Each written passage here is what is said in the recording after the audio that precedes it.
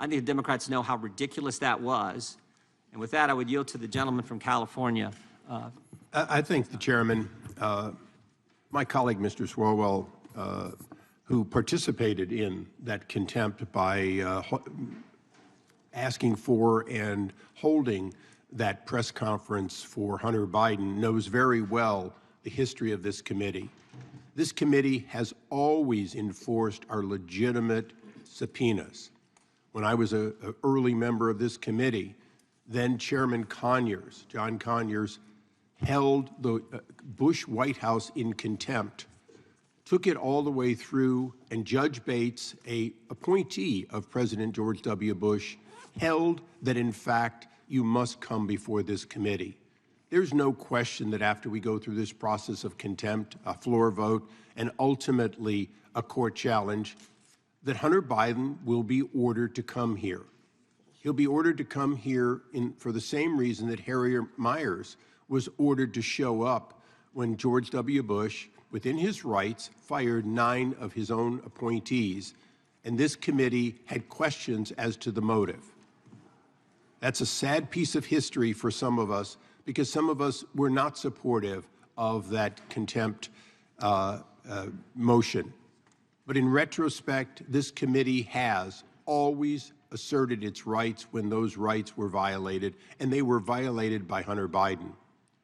And they are still to this day being violated, except, as Congressman Swalwell just made very clear, Hunter Biden is thumbing his nose not once during the day of his subpoena, but even today, while he sits over in a hearing, not testifying, simply sort of going, nah, nah, nah, I've got you.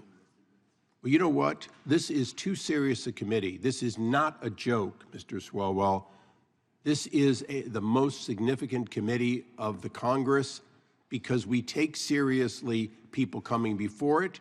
We take serious the threat of impeachment. And in fact, we are the committee that when impeachment does happen, it has to come through. So quite frankly, this is not a joke. I look forward to us marking this up, moving it out, having a vote on it, and ultimately getting Hunter Biden to answer questions about his undoubted selling of the Vice President of the United States, of his last name, selling it around the world to countries including Russia, Ukraine, China, and others. I don't think there's any question that the evidence is clear. Now the question is, will he come forward or will he take the fifth? And I'm going to predict, Mr. Chairman, that when it's all said and done, Hunter Biden will simply take the fifth. He's just trying to delay that as long as he can. And if he can, he'd like to have it like a few others have over the years, where he makes a speech about his innocence and then takes the fifth. You and I were there for that when the IRS did that. I believe we're going to see that.